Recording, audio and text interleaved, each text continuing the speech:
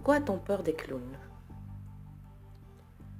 Les clowns peuvent rivaliser de pitreries. Ils auront du mal à convaincre tout le monde. Et pour cause. On a tendance à se méfier d'eux. Mais d'où vient cette peur d'une menace au nez rouge? Ils ne devaient que faire rire et pourtant les clowns, ces comiques au nez rouge et à la moquerie facile, incarnent les créatures du cauchemar, pour certains, au point d'avoir leur propre phobie, la coulrophobie, ou peur des clowns. Comment ce personnage destiné à amuser les enfants s'est-il vu pousser des dents pointues sous son maquillage grotesque? Eh bien, il peut y avoir plusieurs raisons à cette peur collective. Beaucoup penseront d'ailleurs au mythique clown monstrueux de Stephen King, dans son célèbre roman. Mais si les origines du clown maléfique étaient historiques et de l'ordre de la réalité, Grimaldi, clown triste sous son maquillage.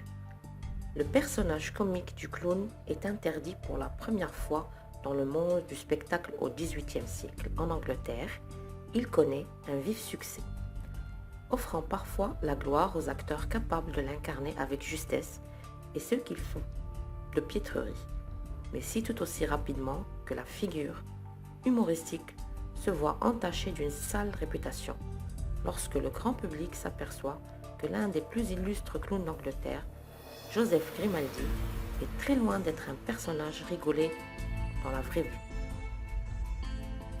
Et c'est le moins qu'on puisse dire. Endeuillé par la mort de sa femme et de son fils, Grimaldi souffre d'une dépression chronique et de problèmes d'alcool. On réalise alors que derrière le maquillage extravagant peuvent se dissimuler tristesse, alcoolisme et une instabilité effrayante. Puis, Charles Dickens donne naissance à la légende du clown triste en écrivant Les aventures de Joseph Grimaldi, roman biographique dédié au fascinant personnage.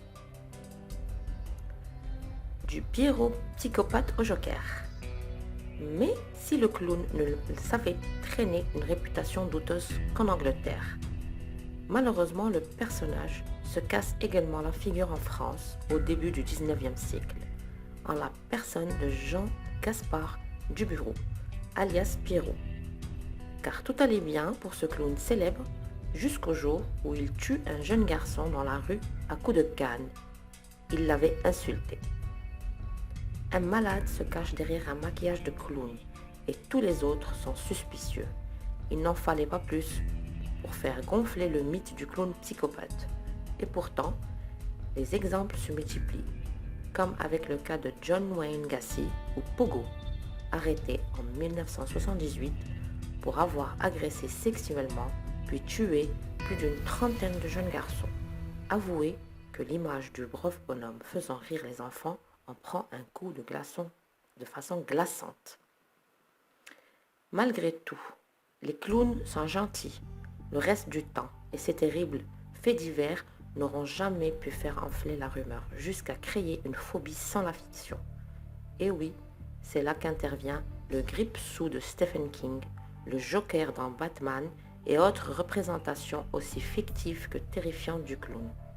Sans eux, Grimaldi et consorts seraient restés dans des cas isolés et méconnus du grand public, qui irait encore au cirque sans se cacher sous les blancs à l'entrée du clown, mais à force de détourner et barbouiller son maquillage, la fiction a fait entrer le clown au panthéon des monstres célèbres qui font gagner des points à Halloween.